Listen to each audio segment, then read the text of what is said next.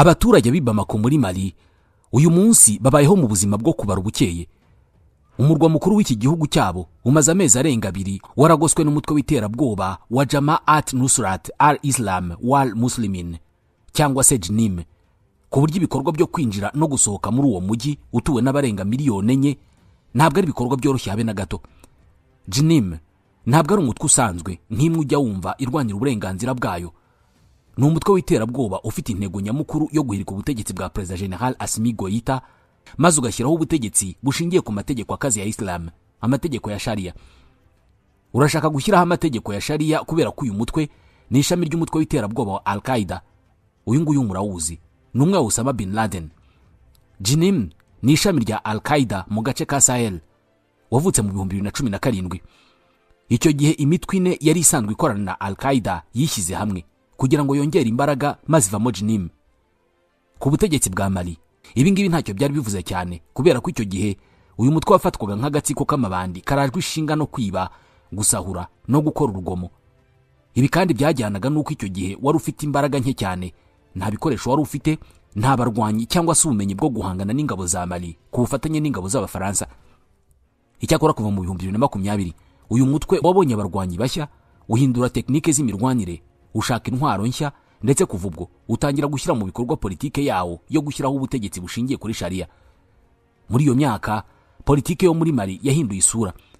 Mu 2020 agatsiko k'abasirikare kayowe na Assimi Goïta wari ufite ipeti rya colonel icyo gihe kakuyeho ubutegetsi bwa Ibrahim Boubacar Keïta wari waratowe n'abaturage. Igitutu cy'amahanga cyatumye Goïta adahita ajya ku butegetsi, hashyirwaho guverinoma y'inzibacyuho yari yowe na Perezida Ba Ndao. Assimi Goïta yamubereye vice president. Icyakora ibyo Perezida Ndao yakoze bigomba kuba bitarashimishije Goïta kubera ko nyuma y'amezi 9 yonyine mu kwezi kwa gatanu mu 2021 yahise amukura ku butegetsi yicara mu mwanya w'icyubahiro kuva uwo munsi kugera ubu. Uyu mugabo yirukanye ubutegetsi bwa gisivile avuga ko aje guhindura ibintu no kugarura ituze mu gihugu cyari kimaze imyaka myinshi mu ntambara. Icyakora ibyemezo yafashe kuva icyo gihe birasa naho bitangiye kumugiraho ingaruka.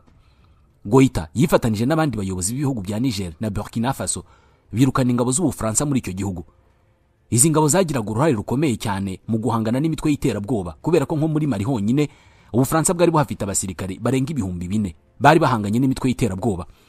Perezida Goïta yashinje Ubufaransa ibirimo kudatanga umusaruro, yirukana ingabo zabwo ndetse anahambiriza ingabo zari mu butumwa bw'umuryango w'abibumbye bwo kugarura amahoro muri icyo gihugu. Ingamba uyu mugabo yari afite ni ukwifatanya n'Abarusiya bakamufasha kwirukana imitwe y'iterabwoba. Icyakora nyuma y'imyaka 4 y'imikoranire birasa naho igitekerezo yari yagize kitatanze umusaruro kubera ko uyu munsi JNIM irimo gukomanga i Bamako aho yafunze ubuzima bw'uwo mujyi mu buryo bugoye kwiyumvisha. Ejo bundi ubutegetsi bwa Mali bwafashe icyemezo cyo guhagarika igurishwa ry'ibikomoka kuri petrol mu bice by'icyaro n'iby'amajyaruguru y'icyo gihugu. Impamvu leta yatanze nuko byari buca imbaraga umutwe wa JNIM ufite abarwanyi bakunze gukoresha moto mu kugaba ibitero. Leta ya Mali yibwiraga ko abarwanyi nibabura essence na mazutu bizagabanya ubushobozi bwabo bwo kugaba ibitero. Ibi ariko byari nko gukoza agati mu ntozi kubera ko byabyukije uburakari karundura bwa JNIM ifite abarwanyi biganjemo Abatuareg n'Abafulani bakomoka mu majyaruguru y'igihugu, agace kirengagijwe na leta cyane cyane mu bijyanye n'iterambere. Iri kandi ryari kosa rikomeye kubera ko inzira z'ibyaro zitagurishwamo essence na mazutu nizo zirimo imihanda ikoreshwa mu kwinjiza ibikomoka kuri petrol muri Mali. Ibyatumye ku itariki ya 3 y'ukwezi kwa 9 JNIM itangaza ko nayifunze umurwa mukuru wa Bamako, iburira abaturage ibabuza kuwusohokamo cyangwa se kwinjiramo. Icyo gihe kandi uyu mutwe wanatangaje icyo bamwe babanje gufata nk'urwenya, uvuga ko ugiye guhagarika ibikomoka kuri petrol byinjira i Bamako binyuze mu nzira ugenzura. Icyakora uyu mutwe watanze ubu butumwa ukomeje ndetse utangira gutwika amakamyo apakiye ibikomoka kuri petrol byerekeza i Bamako. Uyu mutwe ntabwo wafataga ibyo bikomoka kuri petrol ngo ujye kubigurisha cyangwa se ngo uzabikoreshe, bo barabitwikaga gusa, ahanini kubera ko bigoye kubona ahantu bahisha aya makamyo manini, na cyane ko urugamba rwabo ari urugamba rwo kugaba udutero shuma aho atari ngombwa kugira ibigo binini bya gisirikare. Guverinoma ya Mali yatangiye kubona ko bya bintu bikomeye, itangira kujya yohereza ingabo zayo ku mupaka zikajya kwakira amakamyo apakiye ibikomoka kuri petrol zikayaherekeza kugera i Bamako kugira ngo uyu mutwe utayategera mu nzira. Izi ngamba zatanze umusaruro kubera ko amakamyo make yatangiye kugera i Bamako. Icyakora ntabwo izi ngamba zari zihagije kubera ko none uyu mutwe watangiye kugaba ibitero simusiga ku ngabo za leta n'amakamyo ziherekeje, kandi koko ukabatsinda ugatwika aya makamyo. Ibintu byarushijeho gukomera ku itariki ya 14 y'ukwezi kwa 9 ubwo uyu mutwe wagabaga igitero simusiga ku ngabo za Mali zari ziherekeje amakamyo abarirwa muri 50. Icyo gihe abarwanyi b'uyu mutwe bishe ingabo za Mali, bararenga banatwika ya makamyo yose ndetse banafata amashusho baba ari bo ba mbere bayasangiza abandi baturage. Kuri iyi nshuro buri wese wumvaga ko JNIM irimo kwikira igiti gaseka yahinduye ibitekerezo. Abaturage bumva neza ko ubushobozi bw'uyu mutwe atari bumwe bwo gukinisha gusa, ahubwo ko ari umutwe ufite ubushobozi budasanzwe kandi ko ushobora guhagarika ubuzima Bamako. Leta ya Mali y'ubwayo yemeye ko mu kwezi kwa 9 gusa amakamyo arenga 100 yatwitswe. Icyakora abakurikirana iki kibazo bo bemeza ko umubare w'amakamyo yatwitswe ari munini cyane, ahanini bikajyana n'ubukana bw'ikibazo cyo kubona essence na mazutu Bamako. Muri uyu mujyi ubuzima ntabwo bukiri bwa bundi. Hirya no hino kuri station za essence amagana y'imodoka na moto araparitse ategereje kugerwaho ngo nayo abone essence. Henshi izi modoka zisabwa gusubirayo kubera ko nta essence ihari. Rimwe na rimwe ba nyirazo bagahitamo kuziparika kuri station kugira igihe hazabonekera essence. Birazwi mu bukungu ko kubura kw'igicuruzwa bizamura igiciro cyacyo, ari nayo mpamvu ibura rya essence ryatumye igiciro cyayo kikuba inshuro zirenga 5, ku buryo byanahise bigira ingaruka zikomeye ku ngendo z'imbere mu gihugu. Iyi ngendo zidashoboka, birumvikana ibikorwa by'ubucuruzi nabyo bigenda bigura intege. Mu minsi ishize Minisiteri y'Uburezi yari yasabye amashuri na kaminuza kuba bafunze imiryango by'igihe gito, ibishimangira uburemere bw'iki kibazo. Iyo uvuze ibikomoka kuri petrol muri Mali, ubwo ubuvuze umuriro w'amashanyarazi. Kubera ko ari igihugu kibona imvura nke, Mali ikoresha umuriro muke ukomoka ku ngomero. Ibikomoka kuri petrol bigize hejuru ya 40% by'ibyo Mali itumiza mu mahanga muri rusange. Ibyumvikanisha uburemere bwayo. Nibura hejuru ya 54% by'umuriro w'amashanyarazi ukoreshwa muri Mali uboneka binyuze mu gukoresha ibikomoka kuri petrol. Iyo bigabanutse birumvikana n'umuriro utangira kugabanuka cyane. Ubu muri Mali ibice byo mu cyaro bimaze igihe kinini nta muriro, naho bawufite ukaba ari muke cyane kandi ucikagurika. Bamako naho iki kibazo kirakomeye kubera ko umuriro uboneka amasaha 6 ku munsi yonyine, gusa kenshi aya masaha ntanagera. Ibice bitandukanye muri uyu mujyi biragenda bisimburana mu kubona umuriro, cyane cyane ariko ibikorwa bya gisirikare nibyo byibandwaho cyane ko igihugu kiri mu ntambara. Abafite inganda muri icyo gihugu barataka igihombo, ibi bikajyana n'igabanuka ry'ubucuruzi, imisoro, ubushomeri bukiyongera. Mbega abatuye Bamako ntabwo barimo kureba neza Perezida Goita bashinja gufata ibyemezo bitari byiza, ari nabyo byagejeje igihugu cyabo mu kangaratete kirimo uyu munsi. Uretse abaturage batishimiye ubuzima bubi barimo, abayobozi mu ngabo nabo baravuga ko kutareba neza Perezida Goita, ahanini bakamushinja kuba yarahubutse ubwo yirukanaga ingabo z'Ubufaransa akazisimbuza Abarusiya, icyemezo bigaragara ko kitatanze umusaruro wari witezwe. Igitutu mu butegetsi bw'igisirikare buyoboye igihugu cyatangiye kugaragara cyane ejo bundi mu kwezi kwa 7 ubwo umugaba mukuru w'ingabo yajyaga kuri televiziyo y'igihugu agatangaza ko hari abasirikare bakuru bafunzwe bakekwaho kubangamira inyungu rusange. Kuri bamwe icyo abagabo bakekwaho mu by'ukuri ni ugutegura kudeta, kubera kurebye amazina yabo n'amapeti bari bafite ubona ko atari abasirikare boroheje cyane ko harimo n'abageneral. Ariko se kudeta irashoboka muri Mali? Imbaraga za JNIM zishobora gutuma yigarurira iki gihugu burundu kigatangira kugendera ku mategeko ya Sharia? Ese ibi biramutse bishobotse byagira izihe ngaruka kuri Burkina Faso na Niger? Ko Mali yari yitabaje Uburusiya ndetse na Perezida Goita akagirana ibiganiro na Putin, niki cyatumye ubufatanye budatanga umusaruro kugera ubwo Bamako ibayeho ku mpuhwe z'insoresore zigendera kuri moto zihetse imbunda zishaje zipfutse ibitambaro mu maso? Ubufaransa bushobora kugaruka muri Mali nyuma yo gutukwa no kwirukanwa mu buryo busebetse cyane. Muri make ibya Mali biragana he? Iki gihugu cy'amateka maremare, igihugu cy'ibihangange byabayeho ku mugabane wa Afrika, gishobora kwigobotora ibibazo uruhuri byatumye gipfukamishwa hasi uyu munsi. Iki gihugu gishobora kongera kwiyubaka, kikubaka ubukungu n'ibikorwa remezo bitagira ingano byamaze gusenyuka. Ushobora kumva intambara yo muri Mali ugakeka ko ari intambara y'ejo bundi mu 2012 ubwo twumvaga abatuareg barimo kwigarurira imijyi y'amateka adasanzwe nka Timbuktu, Gao na Kidal. Icyakora kiriya gihe ntabwo ari bwo bwa mbere abatuareg bari beguye intwaro, kubera ko urugamba rwabo mu guhangana n'ubutegetsi bwa Mali rwatangiye neza igihugu cy'ikibona ubwigenge. Muri rusange Mali ni igihugu kinini ariko kidatuwe cyane, kubera ko nubwo ari cya 8 kinini muri Afrika gifite abaturage batarenze miliyoni 25. Impamvu nuko ibice binini byo hagati n'amajyaruguru byiganjemo ubutayu. nibura hejuru ya 65% by'ubutaka bwose bw'igihugu bufatwa nk'ubutayu cyangwa se ubutaka buri hafi yo kuba ubutayu, semi desert. Iki kibazo kizakomeza kwiyongera ku buryo mu myaka myinshi iri imbere hejuru ya 98% by'ubutaka bwose bwa Mali bushobora kuzaba ubutayu, kubera hanini uburyo ubutaka busanzwe burimo kugenda buhinduka ubutayu uko iminsi yisunika.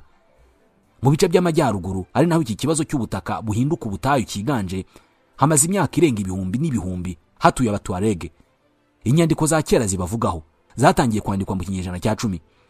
Abatuareg ni nyamuke muri Mali kubera ko bagize munsi ya 7% by'abaturage bose b'igihugu, bagaturana n'ubundi bwoko buzwi nk'Abafulani nabo biganje mu bice byo muri Mali yo hagati. Bose bagahurira ku mirimo yiganje mu bworozi. Mu bice by'amajyepfo niho hatuye Abamara, ari nabo benshi mu gihugu, bakaba banakunze kuvamo abayobozi, dore ko ari nabo benshi mu gihugu kurusha andi moko. Ikibazo cy'Abatuareg nuko bakunze kwirengagizwa cyane n'ubutegetsi bwa Mali, bwakunze kwigumira mu majyepfo y'igihugu bugafata igice cy'amajyaruguru y'igihugu nk'atari igice cy'ingenzi. Nk'urugero, ubu umuhanda uhuza ibyo bice byombi ukoze neza n'umwe gusa, ku buryo iyo wagize ikibazo ingendo hagati y'amajyaruguru n'amajyepfo ntabwo ziba zishoboka. Abatuareg kandi babayeho ubuzima bwo kwiheba igihe kirekire, kubera ko mu gace kabo nta bikorwa by'iterambere bifatika byigeze bihagezwa nk'uko bimeze mu bice by'amajyepfo. Nk'ubu ubukene aha mu majyaruguru buri ku kigero cya 77% ugereranije n'10% mu murwa mukuru Bamako. Mu bice by'amajyepfo hose usanga ubukene buri ku kigero gito ugereranije no mu bice by'amajyaruguru. Nituvuga ibice by'amajyaruguru ubwo tuba tuvuze cyane imijyi nka Kidal, Gao na Timbuktu ndetse n'indi iri mu nkengero zayo. Abaturage bo mu majyaruguru nta mashuri ahagije bafite atuma bigisha abana babo. Nibura 20% by'abana bo muri ibyo bice nibo bonyine bajya muri secondaire, mu gihe uwo mubare utumbagira ukagera kuri 45% mu bice by'amajyepfo. Munsi y'10% by'abatuye mu majyaruguru nibo bafite umuriro w'amashanyarazi, nyamara mu majyepfo bawutunze ku kigero kirenga 40%. Ku mpuzandengo abaturage 100,000 babarirwa ibitaro biri munsi ya 2 mu majyaruguru, mu gihe mu majyepfo abaturage 100,000 babarirwa ibitaro 4 kugera kuri 7. Ibi byose bigenda byiteranya bigatanga ishusho y'igihe cy'imibereho abo mu majyepfo babaho. Mu birebana n'impuzandengo ku birebana no kuramba, abo mu majyepfo babaho imyaka 6 myinshi kurusha bagenzi babo bo mu majyaruguru. Muri make, uvukiye mu majyaruguru abazagorwa no kwiga, akagorwa no kwivuza, akagorwa no kubona amashanyarazi, amazi n'akazi kurusha mugenzi we wo mu majyepfo. Birumvikana ibintu byose ntabwo byashobokera rimwe, kubera ko Mali ni igihugu kibarirwa mu bikennye nubwo ari icya gatatu muri Afurika mu gucukura no kohereza zahabu nyinshi mu mahanga. Icyakora icyo abo mu majyaruguru bavuga cyangwa se igikunze gutuma Abatuareg batumvikana n'Abamana bo mu majyepfo ari nabo bafite ubutegetsi, nuko ibintu byose yewe n'ibyo bike bihari bidasaranganywa mu gihugu hose mu buryo bukwiriye, aho gusanga ibintu byose birimo gushyirwa cyane mu majyepfo nk'aho mu majyaruguru atari igice cy'igihugu. Ubuzima bw'Abatuareg batuye mu bice by'ubutayu bw'amajyaruguru ya Mali buteye ukwabwo, n'ubuzima bwihariye, ubuzima burimo ubwigunge, aho badakunze no kumenya ibibera hirya no hino ku isi, cyane ko n'iminara ibagezaho internet ari hafi ya ntayo. Ibi rero nibyo byakunze kurakaza cyane Abatuareg, bigatuma bakunda kwegura intwaro bakarwanya uburenganzira bwabo, aho icyifuzo cyabo cya mbere ari ukurema leta yigenga mu majyaruguru ya Mali, leta yakwitwa Azawad. Aba Batuareg ntabwo bize, ntabwo ari abakire, ntabwo bishimye. Icyakora hari impano ikomeye bamaranye imyaka 1000, impano yo kurwana. Kuva na kera Abatuareg ni abarwanyi bakomeye cyane, bitekerezwa ko byanatewe n'ubuzima bugoye babayemo mu butayu. Bize kurwana, bigarurira iminyago myinshi mu mateka, abacakara, ndetse bakambuka bakajya mu bindi bice hakurya bagacuruzanya n'andi moko. Muri rusange Abatuareg babarirwa hafi muri 3,000,000, bakabarizwa mu bihugu birimo Mali, Burkina Faso, Niger, Libya na Chad. Iyo abakoloni baza kurema ibihugu hashingiwe ku mico n'imigenzo y'abantu, byarashobokaga cyane ko Abatuareg bari bube bafite igihugu cyabo cyihariye. Urebye imiterere yabo ntabwo ari Abarabu mu buryo bwuzuye, kandi nta nubwo ari abirabura mu buryo bwuzuye. Babarizwa hagati aho ngaho, nubwo ngo batari bwo buryo bwonyine wabasobanuramo. Bafite ururimi rwabo, bakagira imico n'imigenzo yabo, bakaba ubuzima bushingiye cyane ku bworozi. Abatuareg batuye muri Mali hafi ya bose babarizwa mu majyaruguru, ahatuye hejuru ya 90% byabo. Uku kubana hafi bituma bakunze kuganira ku buzima bwabo bwa buri munsi, babona butabanyuze, ari nabyo byatumye bafata icyemezo cyo kwegura intwaro bakarwana bifuza kurema igihugu cyabo. Kurwana ni ikintu kibari mu maraso nk'uko twabivugagaho mu kanya. Kera bakundaga kugaba ibitero ku yandi moko, bakayambura iminyago, maze abatsinzwe bakabazana iwabo bakabakoresha nk'abacakara. ubucakara ni imwe mu ngingo zakunze kuranga imibereho yabo, kubera ko n'ejo bundi mu myaka 50 ishize benshi mu bayobozi b'abatuareg bari bakiriho batunze abacakara. Bamwe bakavuga ko iyi migenzo n'ubu ikiriho, ariko ikaba yarahinduye isura. Icyakora ntabwo bakundaga kurwana binyuze mu kugaba ibitero simusiga birimo ingabo nyinshi, ahubwo bakundaga kurwana binyuze mu kugaba ibitero bitunguranye bituma batsinda intambara, ariko mu buryo bworoshye, badatakaje abarwanyi benshi cyangwa se ngo barwane intambara y'igihe kirekire. Ibi byatumye bongera ubumenyi mu birimo ubutasi, kubera ko kenshi ibitero bitunguranye bijyana no kumenya neza amakuru y'umwanzi.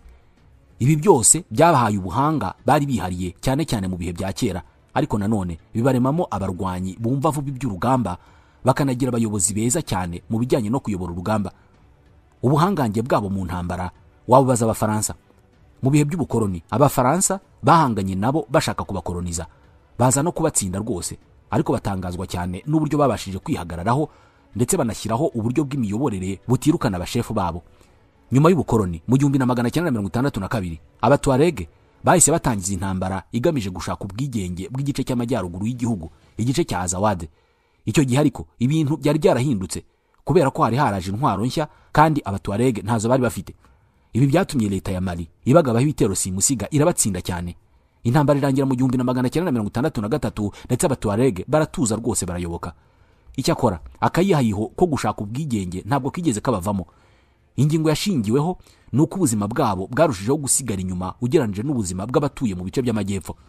Gahoro gahoro abatuareg bavuye mu byo kurwana intambara za kera, biga gukoresha intwaro zigezweho, bongera gutangiza intambara ikomeye cyane mu 1990.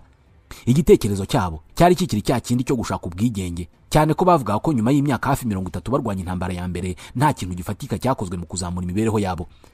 Mu ntambara yo mu 1990 abatuareg bari barize byinshi, ndetse kuri iyi nshuro babashije kurwana imyaka 6 yose, biza kurangira leta ya Mali ibonye ko amazi atakiri yayandi, yemera gushyira intwaro hasi ijya mu biganiro n'abatuareg. Umwe mu barwanyi bari bakomeye cyane muri uyu mutwe akamenya no kuyobora urugamba cyane ni Iyad Ag-Ghali. Uyu nguyu yamenyekanye nka Abu Fadil. Uyu turaza kumugarukaho mu kanya, kubera ko afite uruhare mu ntambara irimo kuba uyu munsi muri Mali.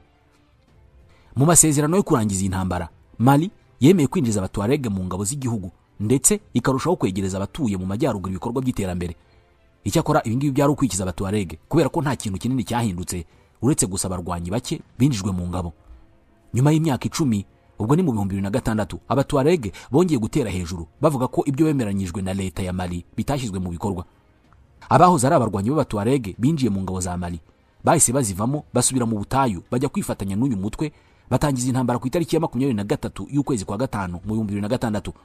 Kuri iyi nshuro ariko bari bariteguye kurushaho, kubera ko ntabwo bari bafite umutwe w'abarwanyi gusa, ahubwo bari banafite umutwe wa politike wamenyekanye nka Alliance Démocratique du 23 Mai pour le Changement, ADC.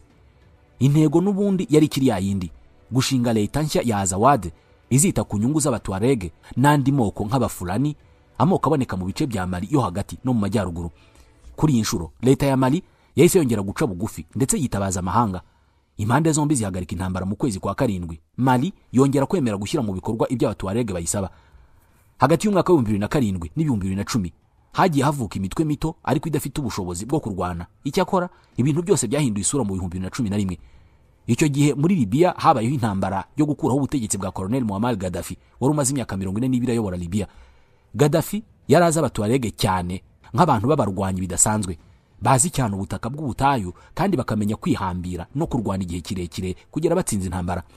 Mu mateka yabo ntabwo bigeze batsindwa intambara nyinshi. Kuva mu myaka y'1970 Gaddafi yatangiye kwiyegereza abatuareg kubera ubu buhanga bwabo bwo kurwana mu butayu, bikajyana no kuba batuye mu bihugu bitandukanye. Ibyo Gaddafi yabonaga nk'iturufu nzima mu rugendo rwe rwo kurema Afurika itagira umupaka. Iki ngiki kikaba kimwe mu bitekerezo yigeze kugira mu murongo wo kurema leta zunze ubumwe za Afurika. Uyu mugabo yahaye abatuareg uburinzi, abaha ubwene igihugu, abafasha kubona intwaro, atoza abarwanyi babo mu buryo bufatika, ndetse bamwe na bamwe abinjiza mu ngabo ze zirinda ibice by'imipaka. Ibi byatumaga abatuareg babayeho ubuzima bubi aho bari bari, feri ya mbere bayifatira muri Libya. Gaddafi akabakira neza cyane. Ubwo Gaddafi yaterwaga, zimwe mu ngabo ze zahise zijya ku ruhande rw'imitwe imurwanya, bituma Gaddafi abura abasirikare. Yahise yitabaza abatuareg, nabo bamutabara badatindijemo. Aba batuareg bagiye kurwana muri Libya, bagiye ku mirongo y'imbere bararwana karahava. ariko birangira batsinzwe. Uretse ko bamwe mu bakurikiranye intambara bavuga ko iyo Gaddafi ataza kugira Abatuareg aba yaratsinzwe hakiri kare kubera ko bamurwanyeho bikomeye. Nyuma yo gutsindwa rero, Abatuareg banze gusubiza intwaro bari barahawe, ahubwo barazimanukana bazijyana mu bihugu byabo. Libya ni kimwe mu bihugu byagiraga intwaro zigezweho muri Afurika icyo gihe, ku buryo ubwo Abatuareg bagarukaga bari bafite intwaro nshya. Abo muri Mali ntabwo batinze mu mayira, bahise bongera kubyutsa cya gitekerezo cyabo cyo kurema leta ya Azawad. Kuri iyi nshuro bashinze undi mutwe bawita MNLA, National Movement for the Liberation of Azawad. Mu mezi abiri ya mbere y'umwaka wa 2012, MNLA yari imaze kwigarurira hejuru ya 20% by'ubutaka bwose bwa Mali. Ubutegetsi bwa Mali bwari businziriye kubera ko mu myaka yose bwamaze burwana n'Abatuareg ntabwo bwari bwarigeze bushyira imbaraga mu kubaka igisirikare gifatika. Ari nayo mpamvu mu byumweru bya mbere by'intambara Abatuareg bari bamaze kwigarurira ibice binini by'igihugu. I Bamako bakubiswe n'inkuba. Abaturage batangira kwibaza uburyo bishoboka ko igisirikare cyatsindwa kuri urwo rwego. Uko gutsindwa kwakuruye umwuka mubi mu gihugu. Abaturage batangira kunenga ubutegetsi bavuga ko ntacyo bumaze kubera ko bitumvikana uburyo batsindwa mu gihe gito gutyo. Mu kwa gatatu k'uwo mwaka igitutu cyari kimaze kuba cyinshi kuri leta, bituma Captain Amadou Aya Sanogo wari waratorejwe iby'igisirikare muri Amerika afatirana aya mahirwe, ayobora itsinda ry'abandi basirikare bahita bakuraho ubutegetsi bwa Perezida Amadou Toumani Touré wari waratowe n'abaturage. Touré na ubwe yaratunguwe cyane, atungurwa n'imbaraga zidasanzwe z'Abatuareg, bituma atagorana cyane, ahubwo azinga utwangushye yurira indege ahunga igihugu. Byageze mu kwa kane Abatuareg bagenzura hejuru ya 50% by'ubutaka bwose bwa Mali, aho umuvuduko bari bariho wari watangiye gukanga amahanga, cyane cyane Ubufaransa bwari bubazi nk'abarwanyi badasanzwe. Icyakora kuri iyi nshuro Abatuareg batangiye kwivanga. Mwibuke urugamba rwariho imitwe myinshi iri mu ihuriro rya MNLA. Muri iyi mitwe hatangiye kuvukamo ibibazo byo kutumvikana. Iki imitwe yose yari ihuriyeho kwari ukwirukana leta ya Mali, ariko uburyo bwo kuyobora igihugu nyuma yo kwirukana iyi leta ntabwo babonaga kimwe. Mu kwezi kwa kane mu 2012, igice cy'Abatuareg cya MNLA cyatangaje ko havutse leta nshya ya Azawad. Icyakora ko kanya andi matsinda cyangwa se imitwe mito yari igize Abatuareg ihita ibyanga, ivuga ko bidakwiriye gutandukanya Mali nk'igihugu. Iyo mitwe yabyanze ni Ansar Dine, Akim na Mujao. Iyi mitwe yose icyo yari ihuriyeho nuko Mali yose igomba kubohozwa, noneho hagashyirwaho leta igendera ku mategeko ya Sharia. Niyo mpamvu banze ko MNLA itangaza leta ya Azawad, kubera ko bifuzaga gufata igihugu cyose uko cyakabaye cyose kikagendera kuri Sharia aho kuba igice cy'igihugu gito. Ibi byatumye izi impande zombi zirwana. MNLA irwana na Ansar Dine ifatanyije na Akim na Mujao. Iyi ntambara yarangiye MNLA itsinzwe. Abarwanyi bayo bose bamburwa imijyi yose bari barimo. Iyi mitwe yigabanyije imijyi bafashe. Mujao ifata umujyi wa Gao, Akim ifata Timbuktu, inasenya ibimenyetso by'amateka birimo inyubako zari mu murage w'isi. Ansar Dine yafatwaga nk'umutwe munini mu mitwe yari isigaye, ifata agace ka Kidal. Aha hose iyi mitwe yahise ishyiraho ubuyobozi bushingiye ku mategeko ya Sharia. Abakobwa babuzwa kwiga no kugenda bonyine, ibihano bikomeye bitangira gushyirwa mu bikorwa. Ubuzima bw'abatuye mu majyaruguru ya Mali buhinduka mu kanya nk'ako guhumbya. Hagati aho iyi mitwe yakomeje no kurwana ishaka kumanuka ngo igere i Bamako. Birangira ubutegetsi bwa Mali butakambiye Ubufaransa, bubusaba ko bwabufasha guhangana n'ibyo bitero. Leta y'Ubufaransa ntiyazuyaje kubera ko yahise yohereza ingabo 4,000 ziza guhangana n'iyi mitwe y'iterabwoba, ndetse zirayirukana yose, ku buryo umwaka wa 2012 wagiye kurangira nibura 95% by'ubutaka bwa Mali buri mu maboko ya leta. Ku gasongero k'iyi ntambara, ubwo iyi mitwe yari imeze nabi, yari yarigaruriye hafi 65% by'ubutaka bwose bwa Mali. Umuryango wa Afurika yunze ubumwe wahise wohereza ingabo muri Mali kugira ngo zifashe icyo gihugu. Hagati aho abarwanyi ba ya mitwe yatsinzwe bose barahunze, ariko benshi ntabwo bamanitse amaboko. Bagiye mu butayu barituriza kandi bajyana intwaro zabo. Muri iyo myaka y'2015 umutwe wa Islamic State na Al-Qaeda nayo yari imerewe nabi muri Syria na Iraq, aho yaje gutsindwa n'ingabo z'amahanga. Iyi mitwe yatangiye gutekereza uburyo bwo kwagura ibikorwa byayo. Afurika ikabonwa nk'ahantu heza ho kwagukira, cyane cyane mu bice bya Sahel, ahantu hari ibihugu bidafite umutekano uhagije, hagoye kuharinda kubera ubunini bwaho, kandi hakaba urubyiruko rw'abashomeri rushobora kuvamo abarwanyi bakumvishwa neza imyumvire y'ubuhezanguni. Aha niho Al-Qaeda yakuye igitekerezo cyo guhuza abarwanyi ba ya mitwe yatsinzwe ndetse n'indi mitwe mito yari inyanyagiye hirya no hino muri Sahel.